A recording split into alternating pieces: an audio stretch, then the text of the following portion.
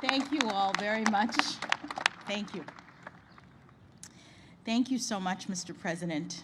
It is the greatest honor of my life to be here with you at this moment, standing before my wonderful family, many of my close friends, your distinguished staff and guests, and the American people.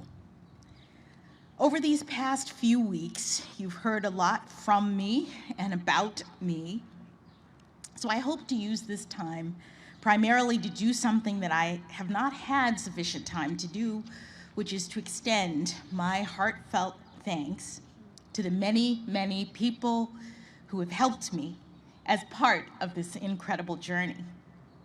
I have quite a few people to thank, and as I'm sure you can imagine, in this moment, it is hard to find the words to express the depth of my gratitude. First, as always, I have to give thanks to God for delivering me as promised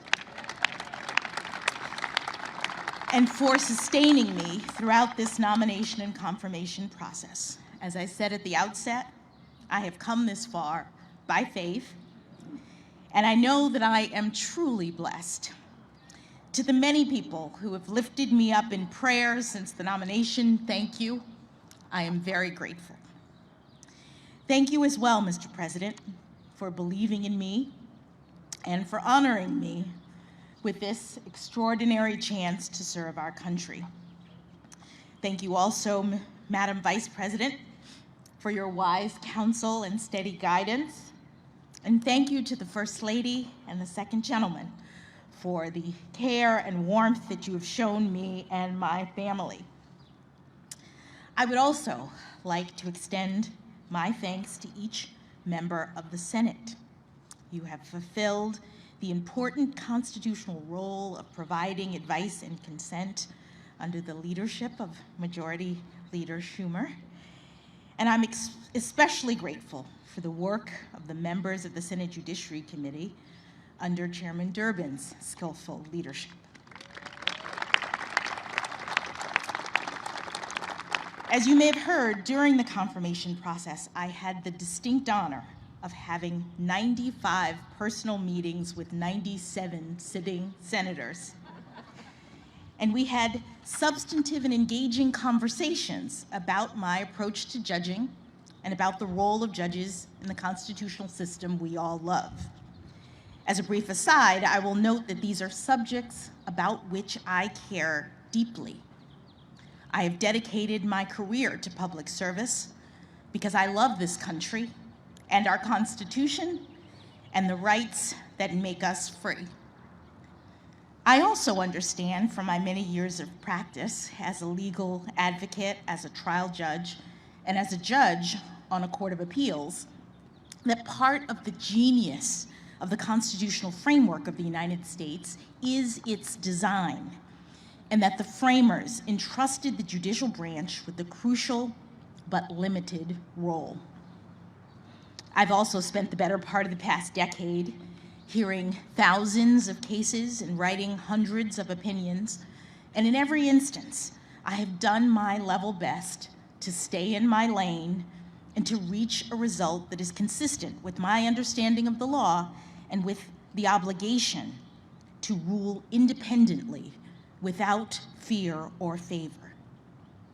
I am humbled and honored to continue in this fashion as an Associate Justice of the Supreme Court of the United States, working with brilliant colleagues, supporting and defending the Constitution, and steadfastly upholding the rule of law.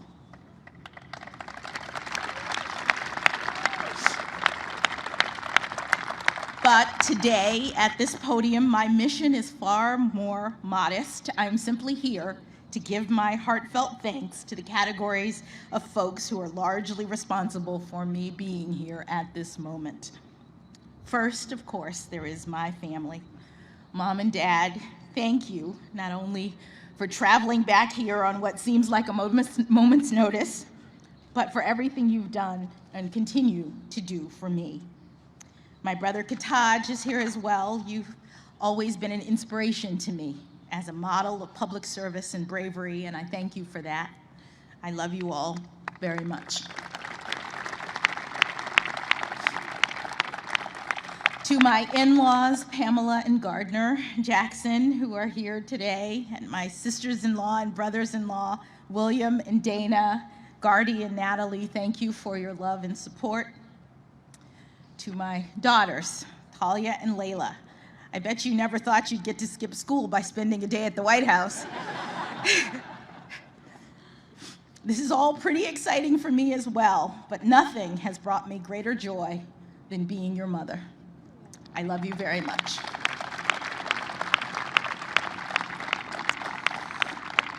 Patrick, thank you for everything you've done for me over these past 25 years of our marriage. You've done everything to support and encourage me, and it is you who've made this moment possible.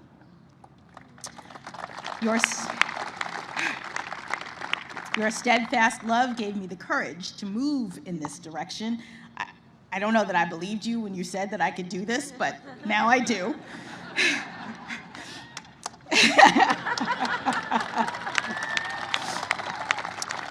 And for that, I'm forever grateful.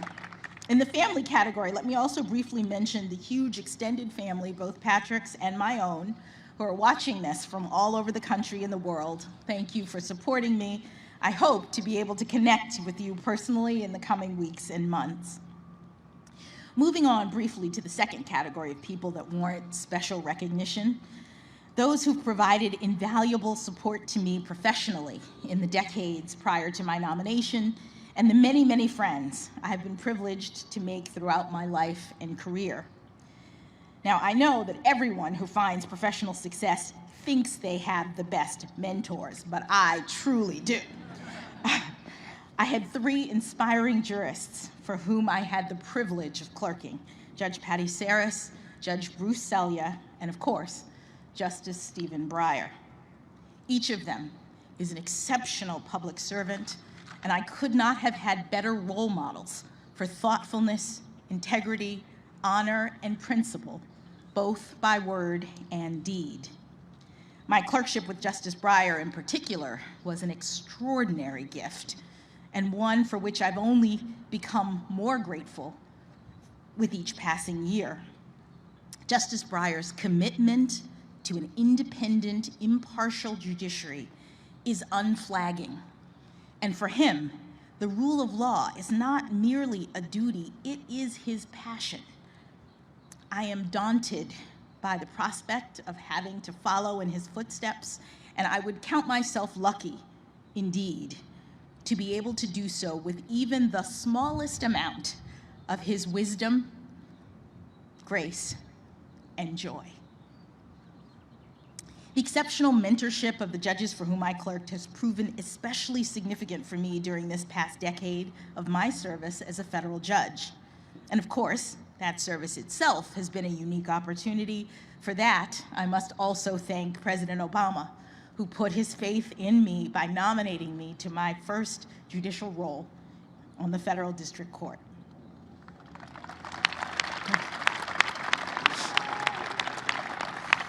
This brings me to my colleagues and staff of the Federal District Court in Washington, D.C. and the D.C. Circuit. Thank you for everything. I am deeply grateful for your wisdom and your battle-tested friendship through the years.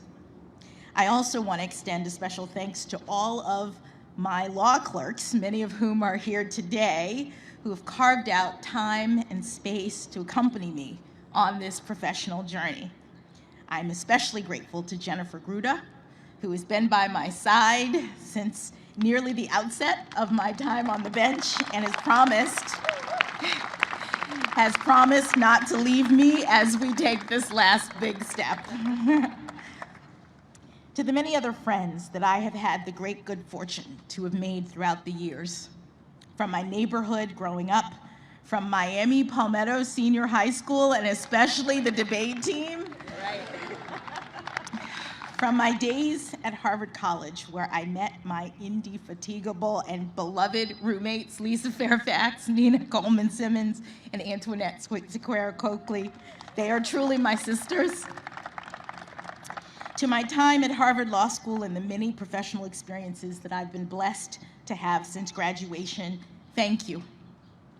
I have too many friends to name, but please know how much you've meant to me and how much I have appreciated the smiles, the hugs, and the many atta-girls that have propelled me forward to this day.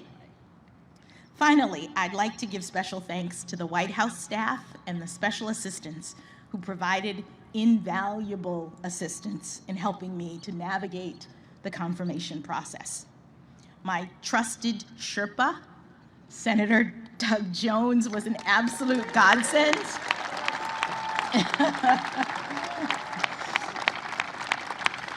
He was an absolute godsend. He's not only the best storyteller you'd ever want to meet, but also unbelievably popular on the Hill, which helped a lot.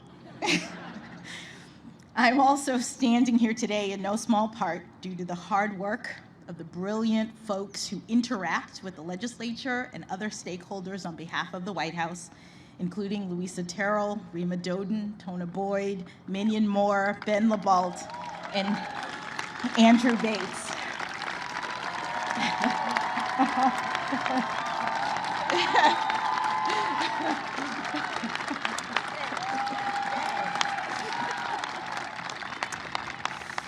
I am also particularly grateful for the awe-inspiring leadership of White House counsel Dana Remus.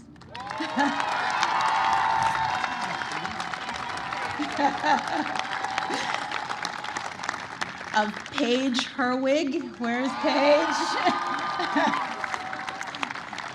And Ron Klain. They led an extraordinarily talented team of White House staffers in the Herculean effort that was required to ensure that I was well prepared for the rigors of this process and in record time. Thank you all.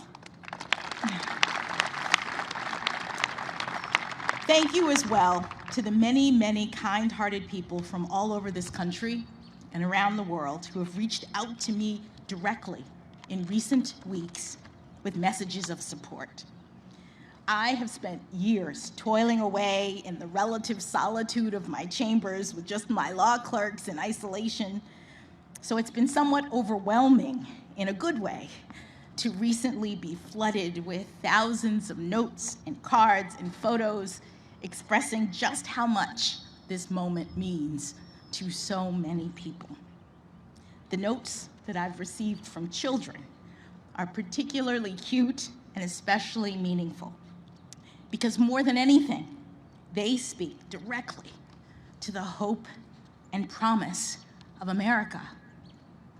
It has taken 232 years and 115 prior appointments for a Black woman to be selected to serve on the Supreme Court of the United States.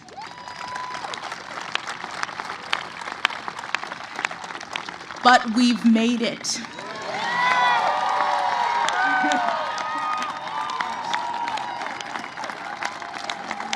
We've made it, all of us, all of us.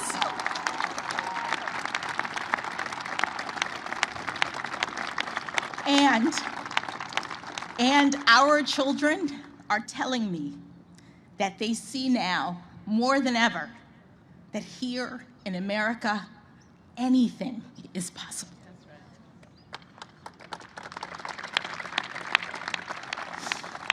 They also tell me that I'm a role model, which I take both as an opportunity and as a huge responsibility. I am feeling up to the task primarily because I know that I am not alone. I am standing on the shoulders of my own role models, generations of Americans who never had anything close to this kind of opportunity, but who got up every day and went to work believing in the promise of America, showing others through their determination and, yes, their perseverance that good things can be done in this great country. From my grandparents on both sides who had only a grade school education but instilled in my parents the importance of learning. To my parents, who went to racially segregated schools growing up and were the first in their families to have the chance to go to college. I am also ever buoyed by the leadership of generations past who helped to light the way: Dr. Martin Luther King Jr., Justice Thurgood Marshall, and my personal heroine, Judge Constance Baker Motley.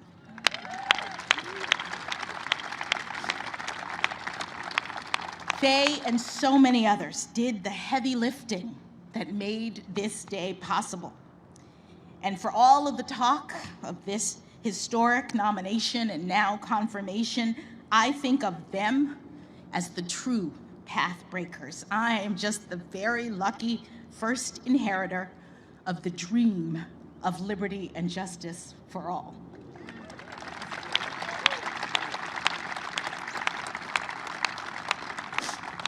To be sure, I have worked hard to get to this point in my career, and I have now achieved something far beyond anything my grandparents could have possibly ever imagined.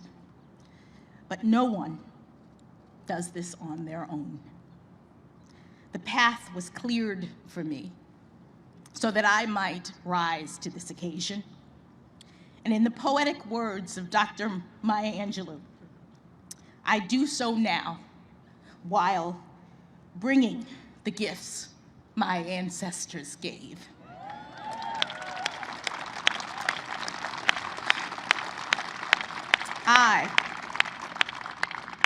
I am the dream and the hope of the slave.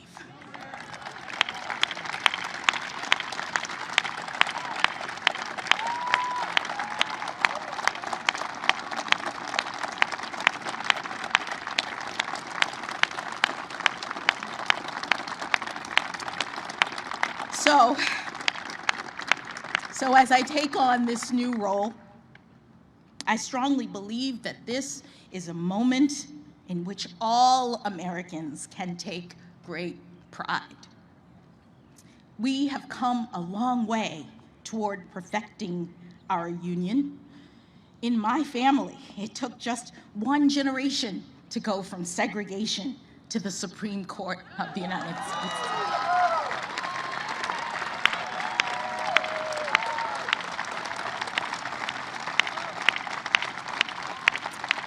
And it is an honor, the honor of a lifetime, for me to have this chance to join the court, to promote the rule of law at the highest level, and to do my part to carry our shared project of democracy and equal justice under law forward into the future.